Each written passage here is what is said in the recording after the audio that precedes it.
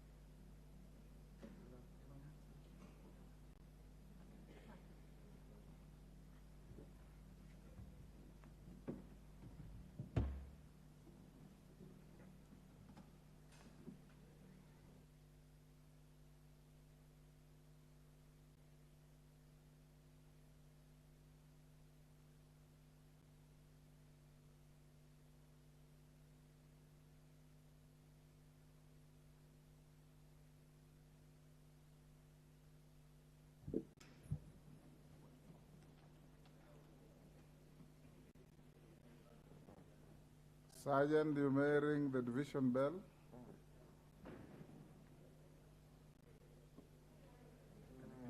Yes, yes.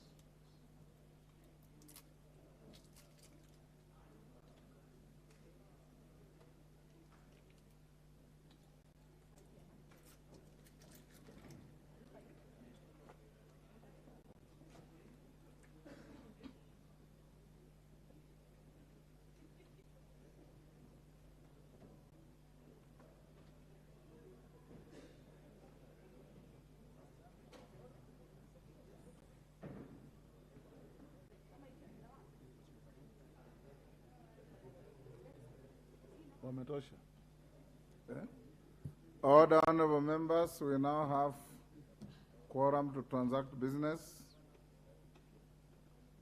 Clerk.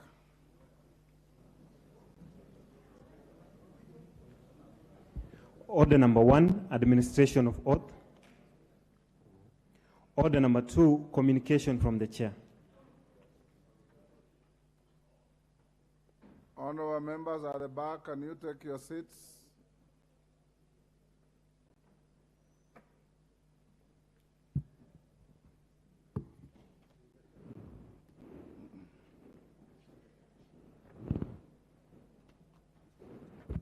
Honorable members, I wish to introduce to you a delegation from the East African Women's League who are seated in the Speaker's Gallery.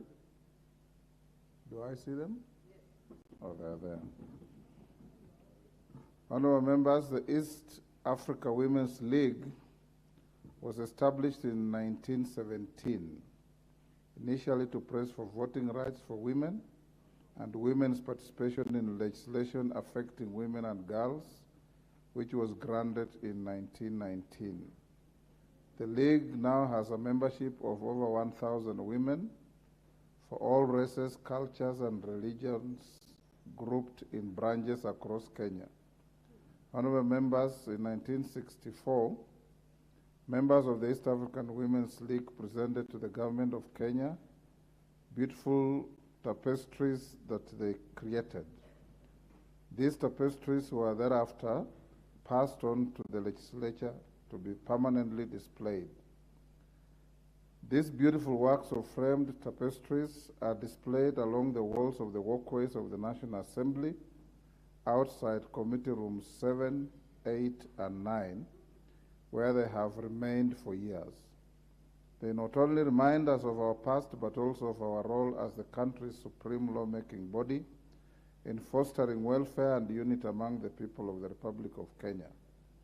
Honorable members, the women present here are the descendants of those women of valor who fought relentlessly for the democratic rights of women to participate in the political process in this country. On my own behalf and that of the National Assembly, I welcome them to Parliament and wish them fruitful engagement during their visit. I thank you. The second communication, honorable members, is on the manner of processing of questions for response by cabinet secretaries before the House. Honorable members at the back, can you take your seats? Those whispering to each other, I've given you an opportunity to take your seats. Take the nearest seat, honorable member.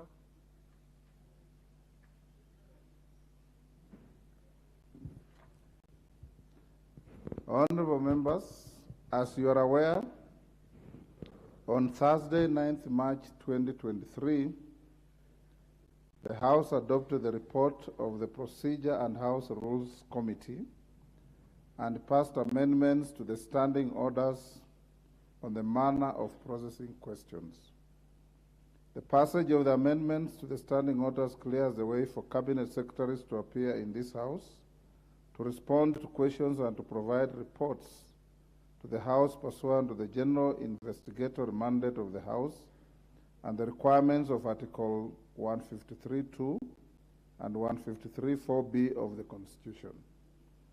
The House resolved that the amendments shall take effect from today, Thursday, 23rd March 2023. In this regard, I wish to guide the House on the new procedure in which questions shall be dispensed with. Honorable members, as in the practice, a member will be required to deliver a signed copy of the proposed question to the clerk, who shall process it in line with the provisions of the standing orders before the final version is submitted to my office for approval. Thereafter, the clerk shall transmit the approved questions to the relevant ministries for response by the respective cabinet secretaries. Honorable members, with regard to the manner in which cabinet secretaries shall respond to questions, the leader of the majority party shall inform the House of the date, time, and order in which cabinet secretaries shall appear to reply to questions and provide reports to the House.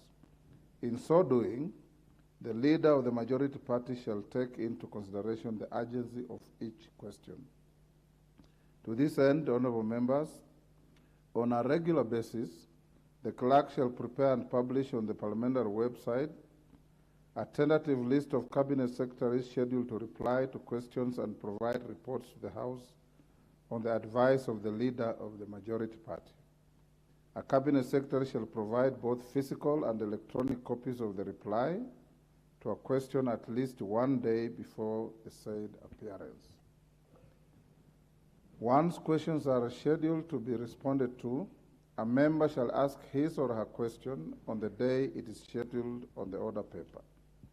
Questions shall be dispensed with in the sequence they appear in the schedule of questions to be appended to the order paper. Notably, honorable members, I shall allow a cabinet secretary to reply to a question on the day it is scheduled for reply, notwithstanding the absence of the member who raised the question. I want to repeat, if you file your question and it's listed, whether you are here or not, and the cabinet secretary is here, I will allow them to answer the question. Additionally, the Speaker may vary the order in which questions shall be disposed of, or defer a question scheduled to be responded to. Further, a member may request the Speaker to defer a question to a later date or withdraw the question altogether.